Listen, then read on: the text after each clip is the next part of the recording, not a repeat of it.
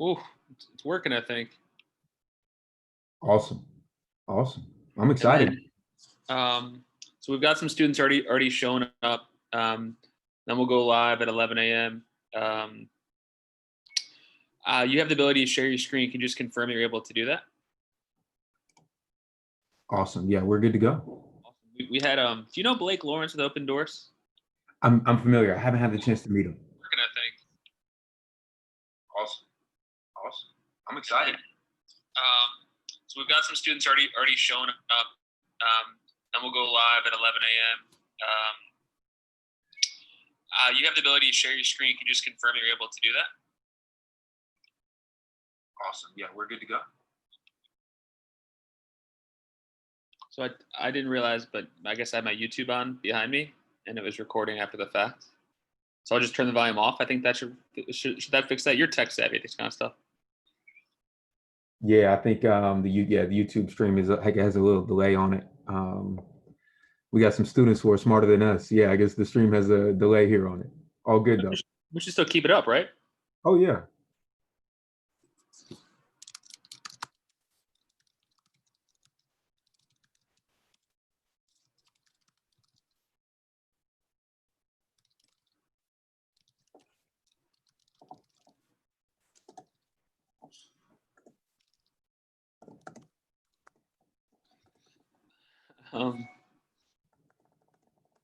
All right, Jarrod. I'm gonna start recording, Awesome. and I think we'll jump into it. I just want to make sure that you got your presentation ready to roll. Yeah, we're good to go. Are you ready? Set. Go. So welcome, campers. This is the fourth and final day of the inaugural Sports Biz Career Exploration Camp. Kudos to everyone. I know this is a challenging time to be alive. It's a challenging time to be in high school, and it's a challenging time to try and get better and prepare professionally. So kudos to everyone for coming and showing up.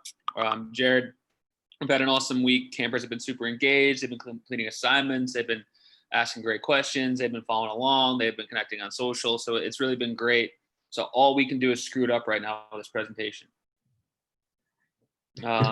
We're not worried about that at all, man. But I just want to say once again, thank you to all our campers. And then I want to introduce Jarrod. And Jarrod, it's just me and you on the chat today. So everyone else can drop in some questions and comments and stuff like that through the chat and also through the Q&A. I'll be monitoring that. I know you have a presentation, so I want to make sure that you can deliver that. I'll be monitoring that. So if you want, I can pull questions from there. Some folks like to just pull questions themselves. It's however you want to do it. I'm here to support you. But for the campers, just a bit of background. You know, one of the themes all week has been relationships. So this is a good example. Like Jarrod's another example of someone that we've met just through interactions over the course of the last couple of years. Like good people find other good people. And I think we met probably through shared connection, maybe something on LinkedIn, had coffee, had some great conversations. He's been really helpful with a number of our different college classes and also some other high school classes in the past. He's a good dude. He's a good person. He delivers a great message. And that's why we wanted to ask you to come today and kind of be the keynote on a great week. I think that the campers, you should be really excited about Jarrod's background, what he knows. He's got a diverse background, both as an athlete and entrepreneur and now working for an NFL team. But I think more than anything, Jarrod, I think you really know how to connect with young people. And that's why we wanted you to come today. And I think you connect with a really powerful, impactful message. So it's all about relationships. Who know, 3 years ago when we'd meet at Rhino Market having coffee, you'd be speaking to hundreds of students across the country as part of this career exploration camp. I didn't know it, but I wanted to make sure I gave that kind of background. So Jarrod Barnes, take it away, buddy. Awesome. Well, Patrick, thank you so much for the opportunity and good morning, everyone. First, just want to thank Patrick, Jeff, Vince, and the rest of the Sports Plus Biz Camp team. Incredible opportunity.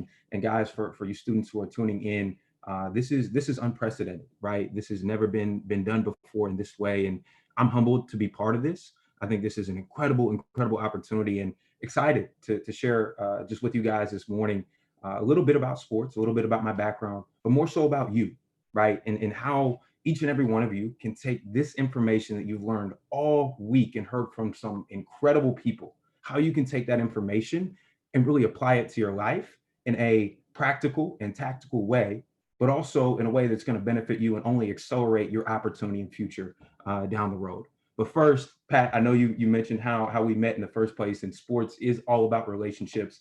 Guys, so you know how I actually met both Pat and Jeff. 3 years ago, I applied for a role at Johnson and Wales. I was going to, in a sense, be an adjunct professor for their sports management program. Didn't get the role at the time, didn't have necessarily the right qualifications for that. And I was a little bummed, but Jeff and Pat really made an effort to reach out and build that relationship, right? And it was unique where what I thought was going to be an opportunity for me and face somewhat a level of rejection ended up being a great relationship, right? And so if there's anything I want you guys to take away from this presentation, from what we're going to talk about and jump into here in a second, is that sometimes the how of things happen is a lot different than you may think. And feel free to drop in questions as we get into our conversation. But keeping that why in these relationships, that's ultimately what's going to guide you along your career and allow you for the most success. So excited to jump in. I'm going to go ahead and share my screen right now, and we will get this thing going. Let's see here, full screen. Boom. All right, Pat, are we good? Can you see my screen? Thumbs up. Awesome. All right, so we're going to jump into it. And I'll give a little bit of my background, but the reason this morning, just as kind of a final message here, right, to talk about activating our potential, activating our potential. As I mentioned before, you guys have heard from some incredible people this week. And how do you take that information? How do you apply it specifically in your career in sports? How do you apply it in life and everything in between, right? And I think right now, why I chose really this as a topic is what our world needs the most outside of a COVID vaccine are people operating at their full potential, right? So what are some ways we can do that and take all this great information, take these relationships we formed over the past week and apply that? So a little bit about me, right? Just so you understand my background, where I'm coming from. Currently, right now, I work for the LA Rams as our manager of former player services. I've been with the organization for about a year, and it's been an incredible opportunity. And one theme throughout my career that has been a staple, I think, for me, has just been continuing to explore and pursue opportunity, right? We'll get in a little bit to identity and what that means, but for me, a word that describes me is an explorer, right? I'm a big Disney Plus guy. I have the Disney Plus subscription, and I love the Nat Geo pieces. And there was one guy, a seaman, who was a deep sea diver and exploring things. And his title when he came up on the screen was Explorer at Large. I'm like, I love it. I think this is amazing. And so for me, that's something I've always gravitated towards. Originally from Columbus, Ohio, fell in love with the game of football at a very young age. Started playing when I was 5 years old, and up in high school. I knew I wanted to play Division I football. I knew I wanted to be around the best. I wanted to find a way to get around the best. And I just kept exploring, kept pursuing opportunity, kept attending these camps, kept pushing myself as much as I could. Ended up having a chance to play football at the University of Louisville, graduated early, and became a grad transfer to Ohio State and played my last 2 years at Ohio State.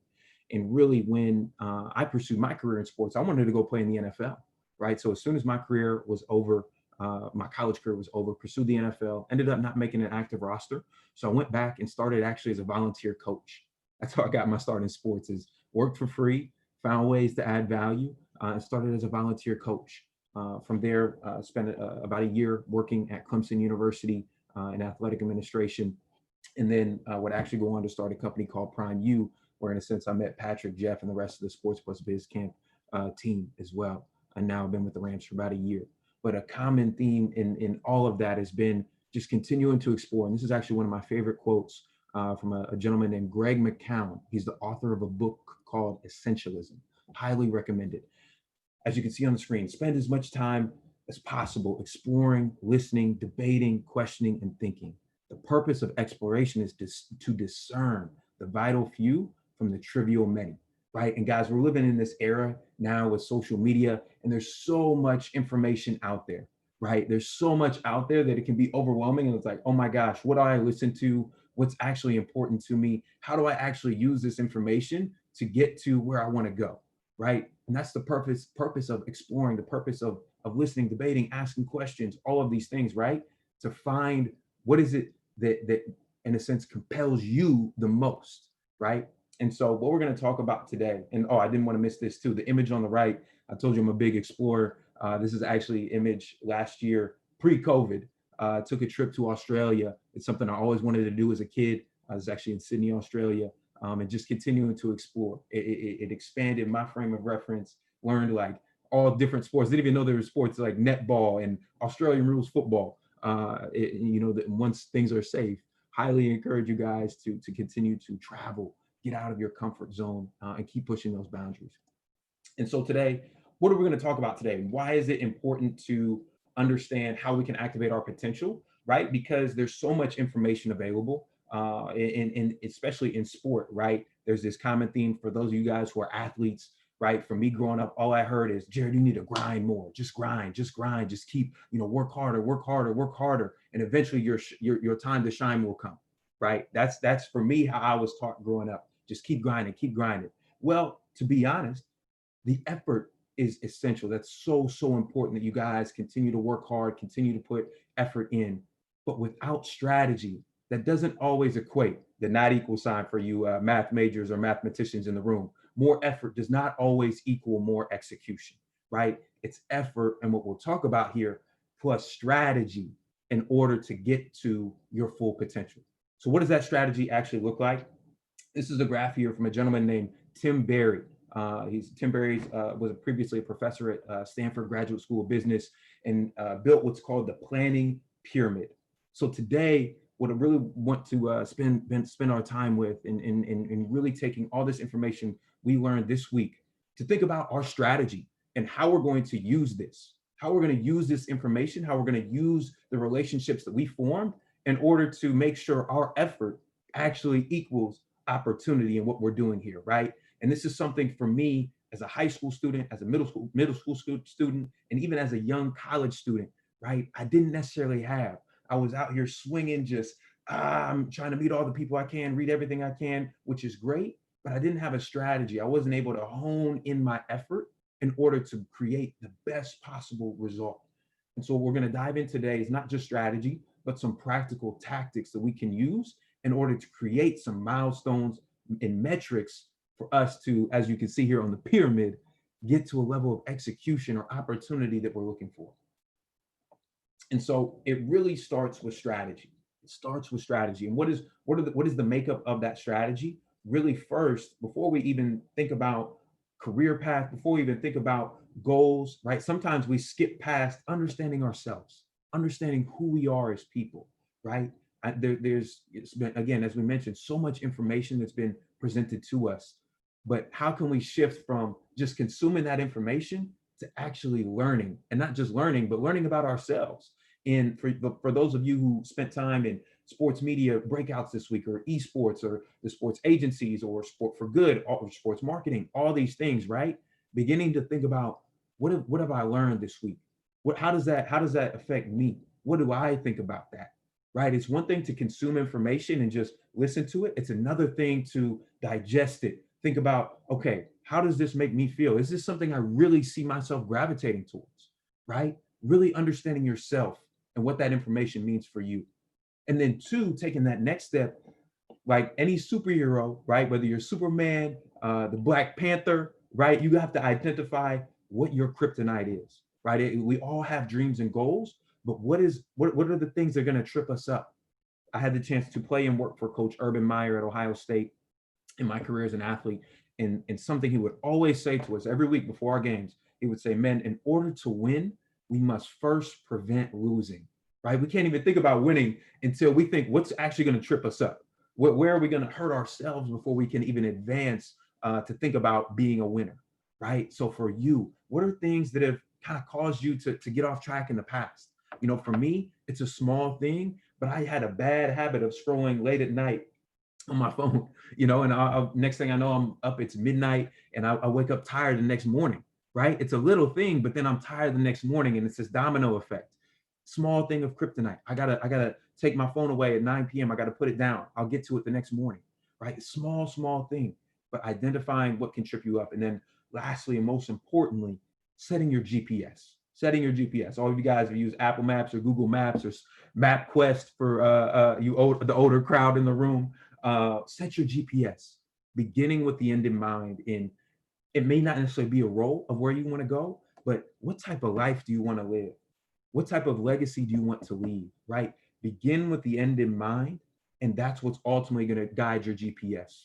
Because I mentioned earlier, keeping the why and letting go of how that may happen. Guys, if you would have told me 5 years ago, Jarrod, you'll be working for the Los Angeles Rams, and you're going to move from Columbus, Ohio to Los Angeles, California, I would have been like, you're absolutely crazy. No way am I moving to Los Angeles. No way. That's like on the other side of the country, right? But I kept pursuing the why, and my GPS eventually would reroute, right? And the right people along the way would come in that path and keep advancing the path. So hope that can be helpful, but it really starts with strategy. I'm going to go back to that pyramid, the strategy, right? And that's what ultimately can guide how you're using this information and what we'll talk about here as some tactics and practical ways to get through that. So I know I'm jumping in fast, but feel free to share questions in the chat. And Pat, stop me if there's questions. Would love to jump into that as well. You're doing good, Jarrod. Keep going. There's a couple questions just related, like kind of to your start, but I think you got a good flow. So let's keep it going. Awesome. We'll keep it going then. Yeah. So guys, we move from strategy, right? We think at this high level, we're knowing ourselves, we're identifying things that can trip us up, we're setting our GPS, and now we transition to tactics, right? And for sports terminology, the strategy, it might be your team philosophy. The tactics are the plays you're calling, right? If that makes sense. We're translating some analogies here. And the real difference in tactics, it shows up in the details. It shows up in the details, right? And you're thinking about your career in sports and breaking into the industry. It's such a relational industry and a hyper competitive industry, which is a great thing, but all the more reason to understand the details in order to really help yourself advance, stand out, in a sense, break into the industry. So what does that look like? Number one of the most important things each of you can do right now. You say, Jarrod, what can I do now? I'm a high school student or I'm a young college student and I don't have a ton of experience. What can I do? The number one and most important thing that you can do right now is assemble an analogy here called your board of directors. Who are your board of directors? These are advisors. These are mentors. These are professionals in the space who, in a sense, are demonstrating the qualities you hope to embody, right? Demonstrating the qualities you hope to embody. They're operating in roles or functions that you're aspiring to be in.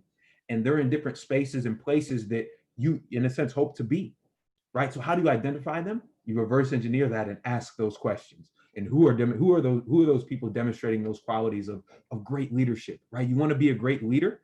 Go find great leaders, right? And find a way to meet them. You want to, in a sense, break into being a sports agent. Go find those sports agents. And then when you're asking those questions, even more at a minute level, what spaces are they in? Are there conferences that they're attending? Are there publications or newsletters that they're reading, right? And then how do you actually gain access to those people? Ask yourself, how can I help them? How can I help them? Is there a way I can add value, right?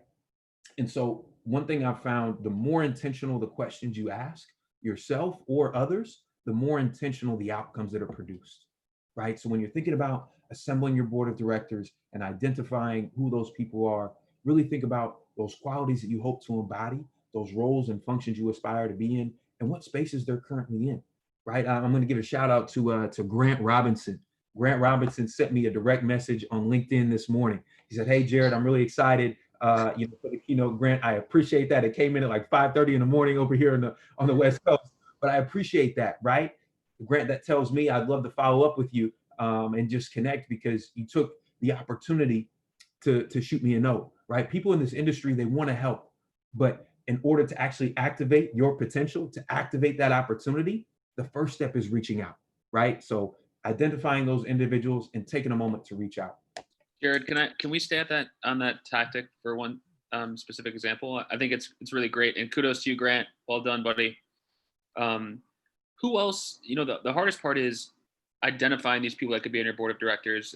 So who else within the kind of the network of our high school students could be a member of the board of directors? And maybe just very specifically, how would you recommend that they recognize who that person could be, and then how they make contact with that person?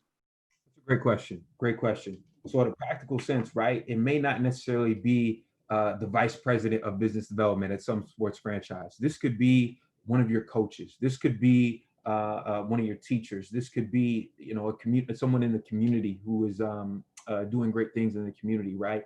I think when you're trying to identify, who those individuals are, that's what I would really start with, that first question of who in kind of your circle that you've been around are demonstrating the qualities you hope to embody, right? One of my closest advisors and mentors, and someone who is on my board of directors, actually has no background in sports at all, right? But she's an individual who, in a sense, is an incredibly caring person, incredibly loving person, and does such an excellent job at leading people. She's actually just involved with a church I'm a part of. And even though she doesn't have a career in sports, she has some incredible qualities that I hope to embody. And so for me, I've sought out, okay, these are some people who are demonstrating that, right? How can I reach out to them? And Pat, to the second part of your question, it may start, like we shared the example of Grant, it may start through LinkedIn, it might be Twitter, or it might even be showing up to a place when it's safe that they're at, right? And taking that opportunity to meet them. Yeah, and I think, a couple of points I want to hammer home there. It's not assemble your board of it's directors. So there's multiple people that should be helping you out. And to Jarrod's point, we talked about diversity a lot, Jarrod, and the value and power of diversity really all week. So don't pick all people that do the same thing, right? Like mix in people with different perspectives, because they're all supposed to be kind of your support and your team. And I think it's, Jarrod, you talk about who demonstrates the quality you hope to embody. I know that could be sometimes hard, like what quality, it's hard to self analyze. One thing that I try to do, students, is if I see someone and they seem to love their job, like, why do you love your job? Like if they just are really good at it, if you have a really good teacher that has a lot of enthusiasm and clearly loves it, ask them that question, right? Or you have a coach or a boss. That's one way to identify the qualities you hope to embody or understand them is like, do they enjoy what they do? And do they bring that kind of energy and enthusiasm into whatever they're doing? No, Pat, I appreciate that. I get excited, I get rolling, but it's very wise, right? And it's, again, what I've found is, and it may not necessarily always be the individual with the title, right? That's flashy. Oftentimes it's those individuals who love what they do. So that's a great point. So we're going to jump to what's another tactic, right? To you can not only assemble your board of directors, but really focus on the relationship and following through on follow-up. I'm sure you guys have heard this, but following up with individuals who you meet, who you connect with within 24 or 48 hours, right? Within a short window of time, absolutely critical. Sometimes when opportunity is presented, it can be like, oh my gosh, I had the chance to meet this individual. This is amazing. But we oftentimes forget to follow up. That's where the real opportunity is. And for those of you who've written handwritten notes or sent emails, that leaves such an incredible impact. That's a great place to start something you can tangibly do. Send an email, send a direct message, write a handwritten note. But a true relationship, that's what creates opportunity. And I'm pushing you guys on this. I know I'm giving some really some stuff that may be like, wow, this is a lot of work. This may be some higher level, but I truly believe sometimes when we hold ourselves to a standard that might be a little bit higher than our comfort level, eventually we're going to rise to that standard. So a practice that was shared with me early in my career was, anytime a mentor or an advisor gives you advice, when you follow up, say not only thank you, but share with them on how you're utilizing that advice, right? Sometimes for me, early in my career as a young student, I was so grateful that people would, in a sense, take me under their wing, share expertise, but I didn't know how I could help them, right? We talked about earlier asking how I can help you. Sometimes the best thing you can do for a mentor or an advisor is use advice that they've given you and utilize that. And something, a practice that was shared with me as a more tactical way to do that is keep a Google sheet, an Excel sheet, a notepad, whatever it may be, right? A sheet in your notebook of people who you've met and the best advice they've given you. And make sure to revisit that, right? And I put in there every 6 months, it might be every month, revisiting things that you've learned. Sometimes it's not about learning new information. Sometimes it's about revisiting the information that you have already learned. Right? We talked about it earlier, the difference between learning and just consuming, right? Instead of just trying to always eat more, let's go back and really think about what we've already been presented. And how can you revisit that and follow up to then create that relationship right? To share how that idea or concept has generated an impact in your life. I know that may be, again, very high level, but it's these practical and tactical tools and systems and processes that can really help you when you're trying to identify, okay, how am I creating a relationship? How, in a sense, can I learn and better understand sports as a whole, right? What does that actually look like? And what are some ways I can tactically do that and really building these relationships by cultivating what you may have learned or what you may have shared. And just to bring it back to sports, I think, guys, this is practice. Like right now, this is like everyone gets excited about the games. Yeah. You don't get to play the game unless you go to practice and hone your. Like this is what this is. These are drills that Jarrod puts himself through. This is structure. This is how he is able to perform because he's doing these kinds of things on a consistent basis. So with that, one thing I did want to hit, and something that is a little bit more just practical, right? And I'll share in transparency here. And kind of that third tactic is managing what's called imposter syndrome. Imposter syndrome, for lack of better terms, is feeling like, gosh, I don't know if I belong here. I'll never forget. I was a high school student, or excuse me, I was a freshman in college. I had just gotten on campus at the University of Louisville, and I was coming from a decent sized high school in my hometown of Columbus, Ohio. But I was around individuals who were way smarter than me, right? I'll never forget, I walked into, it was a business management 101 course, and there were peers of mine who had done internships at Goldman Sachs and had parents who had traveled the world. And I'm like, man, I'm from Columbus, Ohio, never done any of these things, right? And I had this great sense of fear and like, I don't belong here. I'm not smart enough. I'm not good enough. And a phrase that was shared with me from another mentor and someone who's on my board of advisors, when I was sharing these feelings of imposter syndrome and I wasn't good enough to be in these certain spaces, he was talking about self-talk. And he said, Jarrod, what you feed will grow and what you starve will die. Right? When you're talking about talking to yourself and these thoughts that are popping in your head, right? Those moments you feel like, whoa, this is intimidating. This is a little bit above my weight class. And I appreciate that question. I've definitely felt imposter syndrome in my life. Absolutely. Absolutely. Even to this day, I felt imposter syndrome, right? The first time I joined the Rams organization, and I see Aaron Donald, I see Jalen Ramsey, and I see our team president, Kevin Demoff, and I'm like, holy moly, man, this is big time ball. This is big time. How, what am I even supposed to say in this environment, right? We, as co-founders, we all felt imposter syndrome on Tuesday and the first day, and we're feeling it right now. We've never done this before, campers. Like we've never done a virtual camp. We don't know what we're doing. So we feel this all the time. I just want to I'm yes on imposter syndrome every day. No doubt. Absolutely true, right? Absolutely true. And one thing that again, that same mentor shared with me, he said, Jarrod, when you feel those feelings, lean into the tension a little bit, lean into it, right? Because you don't have to be running full speed, but if you have a little momentum and a little lean, that can allow you to get through that, right? And shift your focus rather than from that fear to, hey, how can I embrace this opportunity? How can I embrace this opportunity to, in a sense, we're using a boxing analogy here, punch a little bit above my weight class, right? It's a little bit above my pay grade or a little bit above, my expertise, but I'm going to lean into this and I'm going to swing. I'm going to take this at bat and I'm going to swing. Because a lot of times the true value comes not if, when you swing, if you hit the ball or not, but from the swing itself. Why? Because the next time you're at bat, you have that much more confidence. And I can promise you, the Sports Plus Biz Camp team next year when this comes back or later in the fall when it comes back, they'll be that much more confident. Why? Because they took a swing. They took a swing.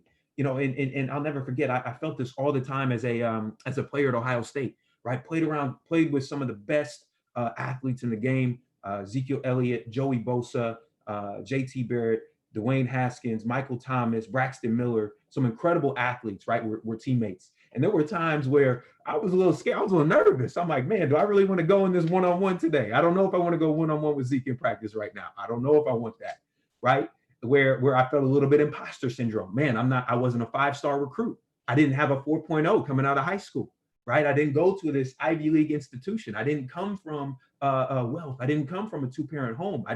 I'm not a skin color that's accepted in the workplace all the time. Right? I felt this imposter syndrome. I'm the only one who looks like me in this room. I felt this imposter syndrome, right? But I'm telling you, if you're able to lean into those opportunities, right? And that's where it comes back to the strategy and knowing yourself, understanding where it is you want to go, understanding these things that can trip you up. All these things ladder up, right? There was a great quote. I skipped it in the beginning because I get excited. But yeah, it was from Sun Tzu, and he was saying, without strategy without tactics is the slowest way to victory, and tactics without strategy, in a sense, is the noise before defeat. So when you're thinking about these opportunities, you felt that imposter syndrome, that's where you lean back on that strategy and the work that you have put in and those moments in practice where you've repped this before, right? This is just preparing you for that game. So I know I get excited and that kind of stuff, but I wanted to make sure to hit that point. And so with that, oh my goodness, here we go. Oh, boom. So with that, we talked about our tactics, right? We talked about following through on following up. We talked about, in a sense, I'm gonna go back here, managing that imposter syndrome. What do we now do to make sure we follow through on that, right? Because sometimes it's easy to get caught up in the results. It's easy to get caught up in the likes, the retweets, the followers, right? The results sometimes we see from recognition, from success. But guys, what I found is that results are fluid. Results are fluid. Sometimes you can't always trust the results. Sometimes it can be easy to get caught looking at the scoreboard and seeing, oh, I'm down 20 points or I'm up 20 points. It's easy to get caught looking at the scoreboard, but that process, that's what's firm. As Pat mentioned earlier, what you do in practice is only going to be revealed in a game, right? So that process that you stick to in these milestones and how you're measuring your success, right? That's truly what is going to take you to the next level. That's truly what's going to allow you to not only break into the industry, but maintain success within the industry, right? There's a lot of talk is about breaking in. Breaking in is the first step. That's where the journey begins. In order to continue that journey, making sure you track your process, staying true to not only who you are, but what it is you're doing and how you do it. That's where the true measure of your success and these milestones that you can look at comes in. And so with that, we talk about success, right? And measuring that. I want to back up a little bit and say, guys, we first have to define success for ourselves. We have to define what that is. And we got an image here. This is my girlfriend. Her name is Brittany. We've been together for about 2 years now. This is actually us at a Dodgers game. So we're embracing that Angelino LA culture right now. But guys, my definition of success has changed. It's evolved over the past couple of years. When I was 15, 16, 17, my definition of success was, in a sense, playing in the NFL, which is a great goal. It's a great dream. But as I got older, the more I continued to explore, the more I continued to expand my perspective, the more I continued to not only understand sports business, but understand life. More importantly, not only what I wanted to get out of life, but the type of impact I wanted to have and the type of lifestyle and family I wanted to lead. That definition of success changed a little bit, right? It went from, oh, Jarrod, I want to be this great leader and executive in sports, to Jarrod, I want to be a great boyfriend. I want to be a great leader in general of people, right? Someone who can love and care. And that may not, in a sense, get all the likes, all the press in the world, but what that has done for me is given me a sense of peace, given me a sense of purpose that sometimes my career didn't always give me, right? And I know this is a career-focused camp, but I wanted to make sure to mention that sometimes that definition of success is beyond just a singular role, right? It can be multiple roles and what that looks like. And so, again, just a review here, guys, that strategy, thinking at a high level of understanding who we are as people, understanding things that can trip us up, and really setting our GPS, setting your GPS of where it is you want to go and being flexible in how you get there. But then 2, those tactics, right? Assembling our board of directors, following through on follow up, and then really embracing and managing those moments of imposter syndrome. And those are just 3 tactics, right? There's so many other things, those at just a very high level. And then making sure we measure those and keeping ourselves on track, holding ourselves accountable to that. Wanted to make sure to mention that. Yeah, So and I think kind of like bringing that back to our campers too. Like you did an amazing job of walking through how you approach this. I think our campers, their objective and really what we're trying to do for this camp is career readiness, is to put them on the path towards what we want to accomplish, what our success looks like, is a fulfilling career. Mhm. This is the first step to do it, guys. So that's our objective, right? That's success. From a strategy standpoint, you guys are already doing this. Your strategy is to learn. You've taken time out of your summer because you say, for me to have what I want, which is success in a career, I should probably start learning some things from some people that know about it. So kudos to you, pat on the back. Like, you've done that, right? Your strategy is to learn. The career exploration camp is one tactic allowing you to learn. It shouldn't be the only thing that you guys are utilizing to learn. There should be other resources, other people, whatever. But your strategy clearly is personal development and learning, and you guys are employing that by being here. And I think that's just important, I think, to help students understand that they're already putting this into action, Jarrod. No doubt. No doubt. I mean, at the very least, just by you guys tuning in, you're already ahead of the game, right? You're already ahead of the game. How can you continue that? How can you keep pushing, keep advancing? Because you're already doing a great job, right? And if there's one thing that I want you guys to understand from this, we talked about a lot of tactical things. It can be easy to gravitate towards, I need to be doing more. I constantly feel that feeling myself of, I'm not doing enough. I need to do more. I need to do more. Sometimes it's embracing what you already are doing and understanding that you are already enough. You are already enough yourself, just continuing along that journey. And I'll tell you what, the number one thing that I have learned is embracing patience. Embracing patience. I've been in sometimes such a rush to advance, such a rush to get to that next thing, that next thing, that next thing. But guys, the real learning comes when you're able to embrace and be patient and sit and in a sense receive from a current role or current opportunity. So with that, guys, I'm excited to get into the Q&A. This is my contact information. Would absolutely love to stay in touch. If you guys want to come to a Rams game, well, hey, we'll see what we can do. Probably not in 2020 with no fans, but 2021, maybe. We'll see. But guys, this is my contact information. I hope this can be helpful. Really would love to get into Q&A and just dive into that a little bit more. But again, being able to strategize, how can I use this information, apply this to my life through some tactical and practical ways, and to really make sure I measure that, right? I know it's very high level. You said, Jarrod, I thought this was a sports conference. It is very much, right? But these are things that apply across the board that can be truly, truly helpful, and some honest hacks and proven methods to success. Jarrod, one of the questions that came from Dustin, I'd love for you to hit on.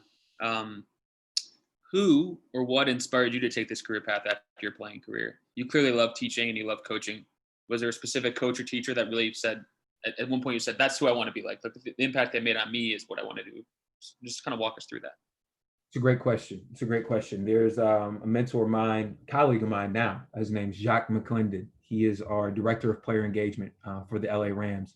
He is someone about 2 years ago really took me under his wing and showed me not only what it was like just by observing him, right? Just by observing him, to what it meant to love people, but also what it meant to, in a sense, build a team, strategize, and have a level of influence that I saw was uncommon, right? And I would watch how he worked. We ended up meeting. I actually sent him a direct message on LinkedIn. Is how we met, right? And then we ended up meeting at the NFL Combine. I drove from Charlotte to Indianapolis, Indiana, just to go have a 30-minute meeting at the time and just learn and better understand his career path and built that relationship. Ultimately, that's what led me to my current role with the Rams.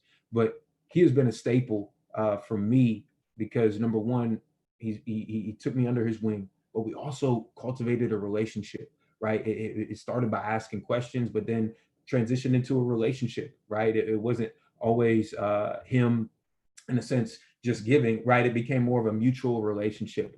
And so it goes back, I think, to identifying those qualities of individuals who, you aspire to be like.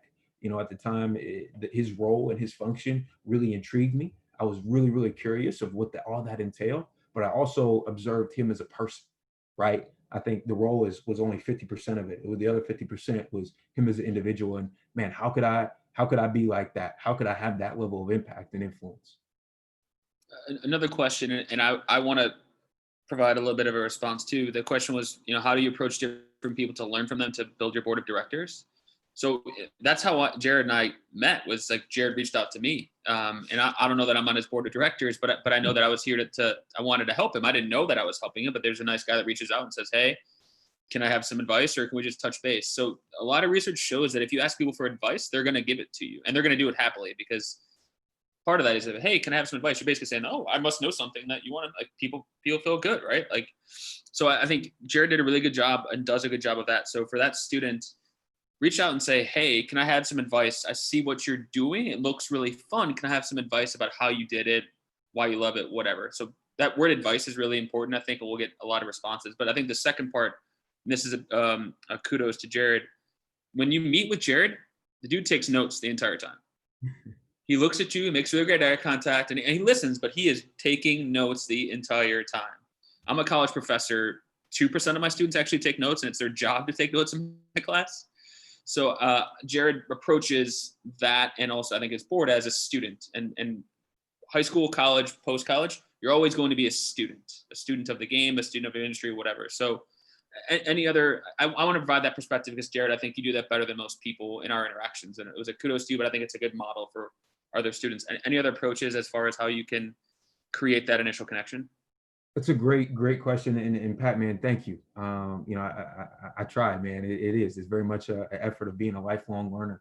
One thing that I've found that has been very successful and helpful for me personally is, when you're asking for advice, bringing a potential project or something to the table, right? So I mentioned Jacques McClendon, a mentor of mine, how we met. I said, hey, Jacques, I'm working on a project and I wanted to break into this field of player engagement and athlete development at the time. And I said, hey, Jacques, I've put together a few ideas here on paper. I'd love to hear your perspective and feedback on these ideas, right? And sometimes you may think, Jarrod, I'm just a high school student. Who would want to hear from me? What value could I actually bring, and would they actually respond? Guys, I wouldn't underestimate the ability that you have, because the number one thing people in my seat want to hear from right now is actually Gen Z and what you're thinking through Gen Z. So if you were to bring a series of ideas or a proposal or a couple concepts or things you have been working on, maybe it's a project you've done through class, maybe it's something that you've seen, and say, hey, I'd love to hear your thoughts and perspective on this and any additional advice you may have, right? It's something tangible and something practical, right? In addition to everything that Pat shared, that I found to be really, really helpful in getting responses and people willing to respond and share their perspective. So there was two questions related to you're humble, so you didn't really talk too much about what you do now with the Rams, but there's two separate questions, but I want to dovetail them.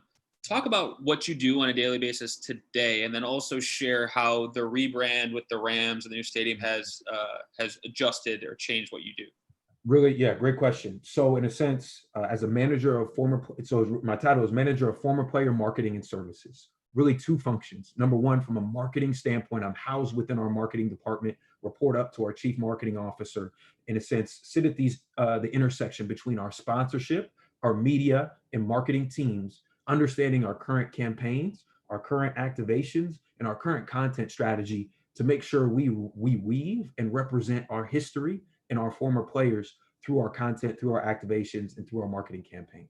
That's really what I do. I listen to what's going on within the organization and then think, how can we integrate our history? How can we integrate our former players into that conversation? So anything you see on social, anything we would do from an activation out in the community, anything we would do within our marketing campaigns, right? And to then transition into a bigger campaign of a rebrand and a whole lot of lessons and learning in that, right? How can we storytell our history into the launch of a new brand, right? And we're entering into a new stadium in a new city and transitioning from St. Louis to LA, right? There's so much new within that. How do we, in a sense, storytell our history, yet excite a new fan base? It's been, really two different goals for us as an organization. Number one, how can we, in a sense, inspire what we call Angelinos to shine bright? So that's generating new fans, generating a sense of excitement around what we're doing through the Rams, but also tap into our avid fan base, or those fan base who have been following us for the past 10, 15, 20 years when we were originally in LA before moving to St. Louis, and then from St. Louis moving back to LA. It's been somewhat of a fluid franchise, but those have been our organizational goals. And so for me as a professional, I think about, okay, who are these demographics of fans that we're trying to reach? And then how can we reach them through our alumni, through our former players at a very high level? On the flip side, the services and the engagement comes in by cultivating our community of former players, right? It's one thing to say, hey, here's a great marketing campaign, let's do it. Great. In order to actually execute that, it's probably going to require a level of relationship with with our former players who are in a sense doing that. So really, the other function of my role is to cultivate our community of former players. And so there's some dynamic personalities in that group, and it's a lot of relationship management and understanding what's most important to our alumni community. No different than a institution or organization, an alumni group, really cultivating that as well. So I know it's a unique title. It's pretty broad, but also, hey, each day is sometimes broad and doing a lot of different functions. Jarrod, this is day 4, so it's good. You can see students are learning because their questions reflect key themes throughout. And this is a fun one. We've had 2 separate questions about failure and rejection. So, as a player, obviously you dealt with some failure and rejection, not reaching your goal and having to adjust success, but also just maybe walk us through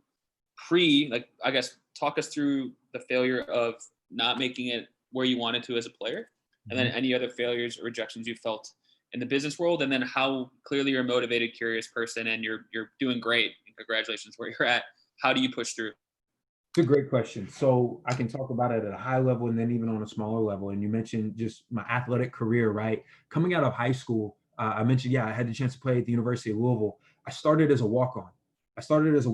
And I called every single Division I institution. So at the time, there was 120 Division I football programs. I called every single one, emailed at the time. This is before this is way before overtime and all these social media sites. So I would mail a DVD disc of my highlight tape, and in a sense got 118 no's. Only 2 schools actually responded to me, and one of them was the University of Louisville. And so took that as an opportunity, right?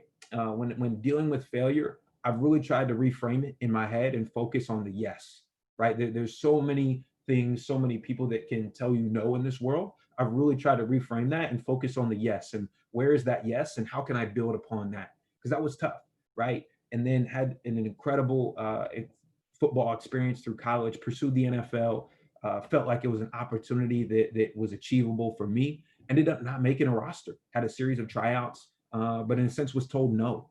And I don't want to blow past this. That was really hard. I've faced some hardship in my life, but that was a really, really hard thing for me. And for about 6 months, 7 months almost, I felt like a total failure. And that I didn't know what else I was going to do, right? And I was like, man, this is something I wanted my entire life, and now I don't really have the opportunity to do it anymore. And so what I had to do when I faced that level of rejection, I had to, in a sense, reframe my definition of success. I had to go back and really revisit that strategy and say, hey, there's more to life than just football. It's been a huge part of my life. It still is. Still love the game, right? But I had to reframe and revisit my definition of success to then work through that. And that took time, and it wasn't overnight, and it's actually still ongoing. I'm 5 years retired, and there's still days where I miss football, right? But I also begin to see those other yeses, those other opportunities to explore, those other opportunities that have been presented to me. And so that's been hard. And then on a smaller level, faced rejection earlier this week. I pitched an idea that I truly believed in internally here with the Rams. I put together an entire about 25-page slide deck, put together a market analysis, research behind it, fan data behind it, this whole presentation, right? And I pitched it to my supervisor and she said, thanks, Jarrod. No. So, and I'm like, man, okay, I spent 20 hours on this project. How do I in a sense recover from this? How do I, where do I go from here? And again, had to revisit that definition of success and say, what have I learned from this? What can I take from this? And how could I, in a sense, be better or more informed next time, right? Because for like we shared earlier, if you look at the scoreboard, those results are going to be fluid.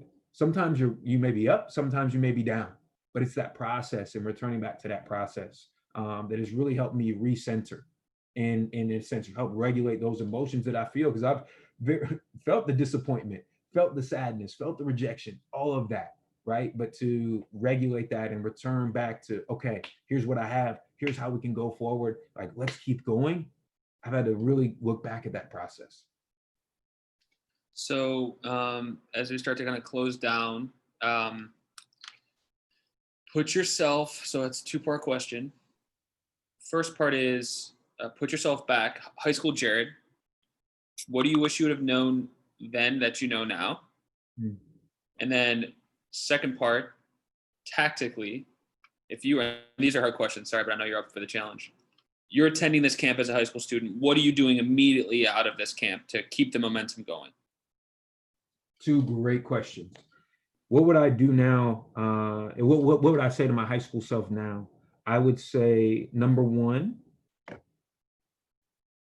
it's okay to fail. It's okay to fail, right? I came from this environment where failure was not an option, right? I had to succeed, wanted to do well. I put a lot of pressure on myself, dealt with a lot of anxiety as an athlete, right? And to, in a sense, keep up an image or keep up kind of with the Joneses or what everybody else was doing, or keep up with peers or teammates, right? Who were experiencing success. And for me, felt so much pressure to keep up with that. And I would say, it's okay to truly be you. And one of the things, I mentioned it briefly earlier, but one of the things Coach Kerry Combs, who's a defensive coordinator at Ohio State, he was a coach I worked for at Ohio State, he would always say before games, fearlessly be yourself, because who you are is good enough. And we would always laugh and joke and be like, all right, why are you giving us a rah-rah? But he would say, fearlessly, without regret, be yourself, because who you are is good enough. And that stuck with me. And it didn't actually hit probably until a couple of years ago when I really thought about it. And I said, man, that's good. That's good. And I know Cole put in there, not former NFL player Kerry Collins, Coach Kerry Combs, defensive coordinator at Ohio State, said that. And You're the still Titans now, right? say again? Isn't he at the Titans now? No, he went back to Ohio State. Oh, he did? Okay. Yeah. And then just the second part of your question, what would I do now immediately after this camp to keep up with the momentum?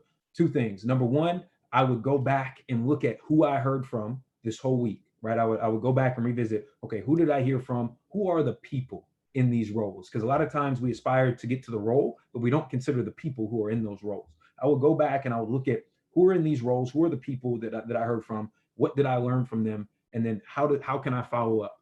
Right? How can I follow up and maintain a level, somewhat of a connection, right? And understand what I should be reading, understand, potential outlets that I could connect with.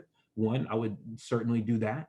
And then two, I would really go back for yourself and revisit not only what you learned, but, what is it that you're going to take with you, right? What is it that you're going to take with you, and what can you do to apply that information?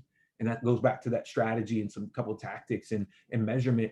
And how can you hold yourself accountable and say, hey, I just took the past 4 days and I gave my time. The most valuable thing we have is our time. I gave my time to this. How can I get the most out of it and really build out a plan to go use this information? And that looks different for all of us, right? Each of us have different goals, but to go use that information, it's going to take some type of system, some type of plan to go execute that.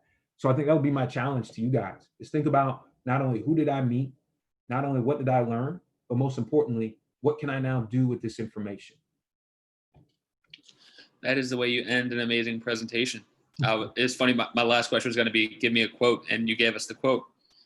Fearlessly be yourself, because who you are is good enough. And it's really similar to some of the conversation yesterday from some of our panel, which was talking about just be authentically you. And so much of this is confidence building and motivation, guys. And you should feel proud and confident and motivated that wonderful people such as Jarrod gave their time today, and that people have done that consistently over the course of the week. You're worth it. And ultimately ensuring that you use that time and that investment to move forward is really what we're looking for. So Jarrod, you absolutely crushed it, buddy. Thank you so much for your time. Thank you, guys. Please feel free to reach out. There's a lot going on with the NFL right now, but I promise I will make sure to get back with you guys. Thank you so much. Thank you, Patrick, Jeff, Vince, rest of the Sports Plus Biz Camp team. Super excited to see this come to life. Thank you guys for having me. Yeah, man, it's gotta be fun for you, Jarrod. Like you were there at the beginning, right? We were talking about this, so yeah. Thank you so much, Jarrod. Really appreciate it, man. As a reminder, he was up early, guys. He was here for an 8 a.m. Pacific time, ready to share. So thank you so much, buddy. Really appreciate your time. Thank you very much. Rest of the students, Awesome. if you were invited to a lunch and learn, you can attend that. So you would have received a specific link if you're in the top 50. The rest of you will see at the award ceremony at 1 o'clock. Thanks all.